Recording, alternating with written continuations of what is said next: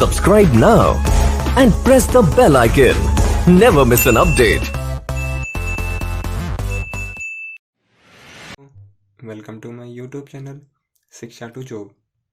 Friends, जो लोग लेखपाल के लिए प्रिपरेशन कर रहे हैं उनके के लिए यह वीडियो बहुत महत्वपूर्ण होने वाली है। जैसा कि हमें पता है कि लेखपाल एग्ज़ाम में 4 सब्जेक्ट से प्रश्न पूछे जाएंगे। उनमें से 3 तो सभी आसानी से कर लेंगे, मगर ग्रामीण परिवेश सभी के लिए एक नया सब्जेक्ट होगा और वही ही 25 नंबर आपके सिलेक्शन को डिसाइड करेगा। तो आइए हम स्टार्ट करते हैं। ये है हमारा भारत देश, और भारत देश में हम बात करते हैं अपने उत्तर प्रदेश की, जो कि 18 मंडलों से मिलकर बना है। 18 मंडलों से। अब 18 मंडल जो कि 75 जिलों से मिलकर बने हैं। अब जिलों को 2 भागों में बांटा गया है, एक तो ब्लॉक स्तर पर और एक तहसील स्तर पर। ब्लॉक स्तर पर जो गांव के विकास के लिए कार्य करते हैं वो तो ब्लॉक स्तर पर है, और जो गांव से राजस्व की वसूली करते हैं वो हैं तहसील स्तर पर। अब बात कर लेते हैं हम इनके अधिकारियों की। मंडल स्तर पर सबसे बड़ा अधिकारी होता है कमिश्नर। यह ही राजस्व की उगाही करता है, मतलब यह राजस्व की वसूली करता है। इसके अंडर काम करता है डीएम, लेकिन हम उसे डीसी कहते हैं जब वह राजस्व की उगाही करेगा, मतलब जब वह राजस्व की वसूली करेगा। यह डीएम या डीसी जिले स्तर पर होता है, और उसके नीचे कार्यरत होता है एसडीओ या एसडीएम। हम उसे एसडीएम को एसडीए तब कहेंगे जब वो राजस्व की उगाही करेगा, मतलब जब वो राजस्व की वसूली करेगा तब हम उसे एसडीओ कहेंगे। अब ब्लॉक स्तर पर आप देखिएगा, ब्लॉक स्तर पर होता है वीडीओ। वीडीओ मतलब ब्लॉक डेवलपमेंट ऑफिसर। इसके अंडर में कार्य करता है वीडीओ, विलेज डेवलपमेंट ऑफिसर। और सबसे छोटे और वह निचले स्तर पर जो कार्य करता है वो कार्य करता है ग्राम सचिव। अब हम आ जाते हैं तहसील स्तर पर। तहसील स्तर पर जो सबसे बड़ा अधिकारी होता है वो होता है तहसीलदार। उसके नीचे कार्य करता है नायब तहसीलदार, और उसके नीचे कार्य करता है कानून को। इसे ही हम राजस्व निरीक्षक कहते हैं। और इसके नीचे लेखपाल कार्य करता है, उसे हम राजस्व उप निरीक्षक कहते हैं। और इसकी सबसे छोटी इकाई जो होती है वो होती है अमीन। अमीन का कार्य यह होता है कि ये राजस्व की वसूली करता है गांव में जाकर, मतलब राजस्व का राजस्व की वसूली यही करता है। सबसे छोटी इकाई यही है। तो अब हम बात करते हैं राजस्व विभाग की। राजस्व विभाग का मुख्य कार्य है टैक्स की वसूली करना, और यही सरकार की इनकम है। अब इसे 5 भागों में बांटा गया है। पहला है राजस्व परिषद, और यही हमारे एग्ज़ाम के लिए बहुत मस्त है, यही हमारे एग्ज़ाम में पूछा जाएगा। इसके बारे में मैं आपको बाद में पढ़ाऊँगा, लेकिन फ़िलहाल तो आप ये जान लीजिए कि राजस्व परिषद के हेडक्वार्टर 2 हैं।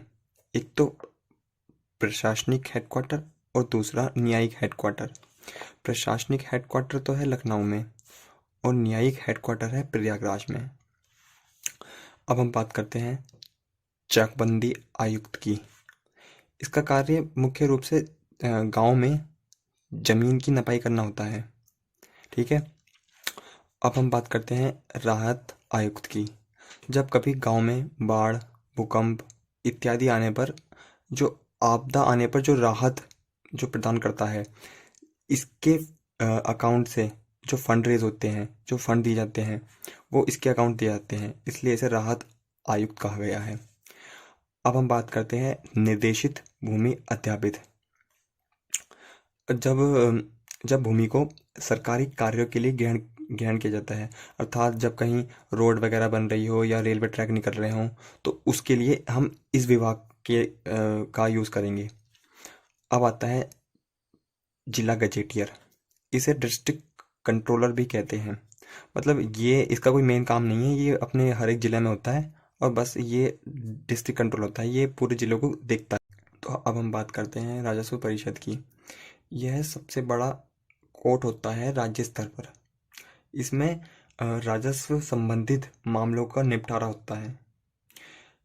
यह उत्तर प्रदेश के प्रयागराज में स्थित है। इसकी स्थापना 1831 में की गई थी। अब राजस्व परिषद के द्वारा किया गया फैसला इसके अधीनस्थ सभी राजस्व न्यायालयों पर लागू होगा।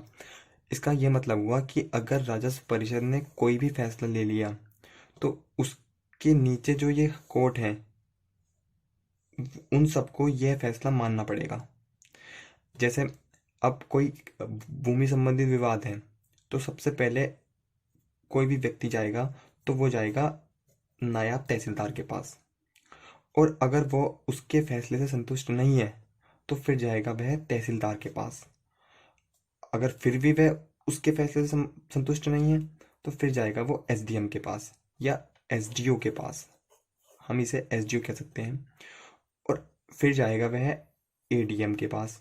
एडीएम सभी जिलों में तो नहीं होते हैं, लेकिन जो बड़े बड़े जिले हैं उनमें एडीएम होते हैं।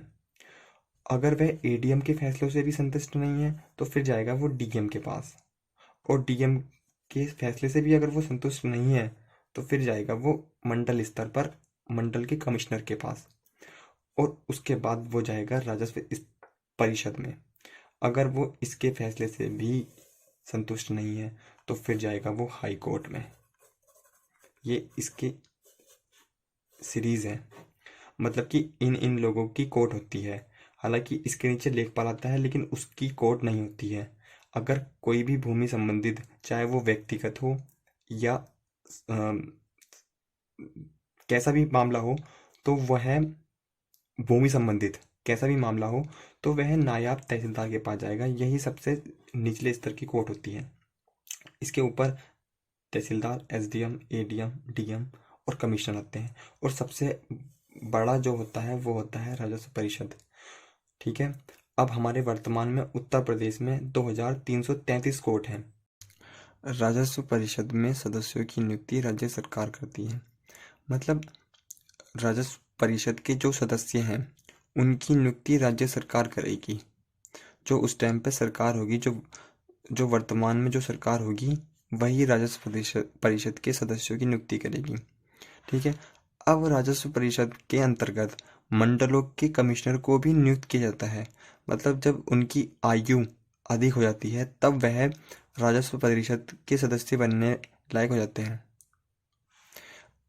सन 1947 और 48 में राजस्व परिषद को कार्यों के आधार पर दो भागों में बांट दिया गया था। पहला था प्रशासनिक कार्य और दूसरा था न्यायिक कार्य। अब प्रशासनिक कार्यों के अंतर्गत इस प्रकार के कार्य आते थे, जैसे भू अभिलेखों का रख रखाव, मतलब गांव के लोगों की जमीनों का ब्यौरा रखना कि भाई किसके पास कितनी जमीन है, कोई एक दूसरे की जमीन के ऊपर बाद में लड़ाई ना हो, झगड़ा ना हो, इस तरह से। ठीक है। दूसरी चीज़ क्या आती, बंदोबस्त करना। बंदोबस्त करना मतलब जैसे मान लो गांव में कोई मेले लगना है या फिर कोई वीवीआईपी गेस्ट आ रहा है तो उसके लिए जमीन की बंदोबस्त करना। ठीक है। तीसरा है भूमि अर्जन। मतलब सरकार द्वारा किसी व्यक्ति को 100 वर्ष के लिए कोई भूमि लीज पर दी गई, तो 100 वर्ष पूरा होने के बाद उस व्यक्ति से वो भूमि जब ली जाएगी तो उसी के दिया को भूमि अर्जन कहते हैं। ठीक है। अब इसका जो मुख्यालय है, जो इसका हेडक्वार्टर है, वो लखनऊ में है। अब बात कर लेते हैं हम न्यायिक कार्यों की कि राजस्व परिषद के न्यायिक कार्य कौन कौन से हैं। पहला है मामले की सुनवाई करना। मतलब भूमि संबंधित जो भी विवाद होंगे उनकी सुनवाई न्यायिक कार्य के अंतर्गत आएगी। दूसरी चीज़ क्या है, निगरानी करना। मतलब जो संबंधित विवाद वाली भूमि है उसकी निगरानी करना। ठीक है। तीसरा है पुनर्विलोकन करना, मतलब रिव्यू करना। मतलब फैसला दे दिया हमने तो उसका रिव्यू करना कि भाई वो फैसला हमने सही दिया है या नहीं दिया है। ठीक है। अब और भी इसके बहुत सारे कार्य हैं। ठीक है। अब इसका हेडक्वार्टर है प्रयागराज में, न्यायिक कार्य का। ये बहुत मस्त है। इसका मुख्यालय और एक इसका मुख्यालय याद करना है जरूर, ये बहुत मस्त है। ठीक है। अब राजस्व परिषद में एक अध्यक्ष, 2 प्रशासनिक अधिकारी और 7 न्यायिक अधिकारी होते हैं, अर्थात कुल 10 मेंबर होते हैं राजस्व परिषद के अंदर। वर्तमान में राजस्व परिषद के अध्यक्ष श्री मुकुल सिंघल है। ये बहुत मस्त है, ये एक तरह से करंट में भी आ गया क्वेश्चन, ये बहुत मस्त क्वेश्चन है। ठीक है, श्री मुकुल सिंघल है। अब हम बात कर लेते हैं राजस्व परिषद के अनुभाग की, मतलब सेक्शन की। जैसे संविधान में आर्टिकल होते हैं, उसी प्रकार राजस्व परिषद में अनुभाग होते हैं। संविधान में आर्टिकल के द्वारा ये दिखाया गया है कि हमें हमारे मूल कर्तव्य क्या क्या हैं, हमारे मौलिक अधिकार क्या हैं। उसी प्रकार इन अनुभागों में, इन सेक्शंस में ये दिखाया गया है कि हमें कि ये कार्य किस प्रकार करते हैं, इनके कार्यों का उल्लेख किया गया है। ये तो है 19 और प्रकोष्ठ है 14। ठीक है। बात करते हैं प्रथम अनुभाग की। इसके अंतर्गत पहला आता है जमींदारी उन्मूलन, मतलब जमींदारी व्यवस्था को बिल्कुल खत्म करना। उससे जो निचले तबके के किसान थे उनका शोषण हो रहा था, इसलिए यह व्यवस्था को खत्म किया गया। दूसरा है भूमि व्यवस्था लागू करने के कार्य, मतलब जैसे कि भूमि की नपाई किस प्रकार होनी चाहिए या भूमि को किस प्रकार से रखना चाहिए, उस तरह के कार्य। तीसरा है नए ग्रामों का सृजन करना। ठीक है, मतलब नए गांवों का निर्माण करना।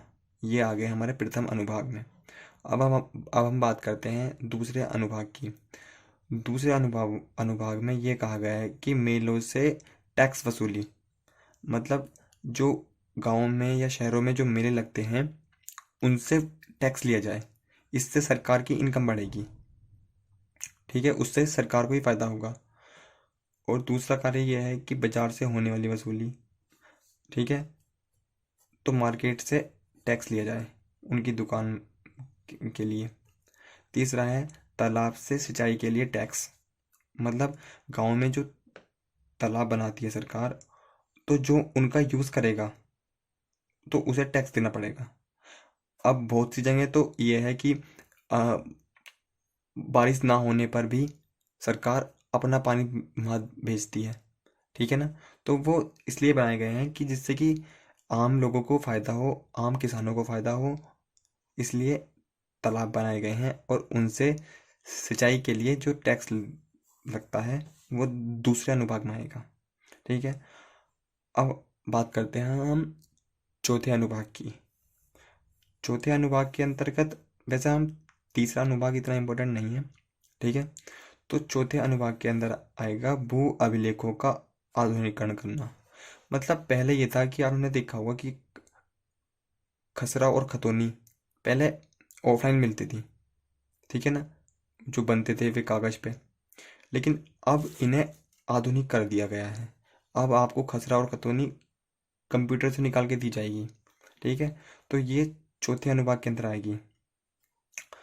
और प्रशासनिक अधिकारियों के कार्यों का वर्णन, मतलब चौथे अनुभाग में यह बताया गया है कि प्रशासनिक अधिकारी के कार्य, मतलब कि जैसे बंदोबस्त करना या फिर भूमि अर्जन करना, ये सब कार्य इस चौथे अनुभाग के अंदर बताए गए हैं।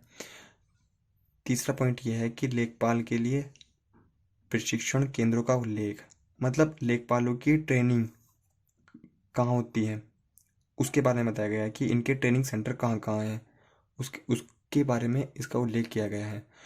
और चौथा पॉइंट ये है कि राजस्व की सूचना राज्य वित्त आयोग को भी दी जाती है, मतलब जो टैक्स की वसूली है उसके बारे में स्टेट के वित्त आयोग को भी बताया जाता है। ठीक है, तो आज के लिए बस इतना ही। अब मिलते हैं हम कल पार्ट 2 में। ओके, अगर वीडियो अच्छी लगी हो तो लाइक करें, शेयर करें और सब्सक्राइब करें। धन्यवाद। Subscribe now and press the bell icon. Never miss an update.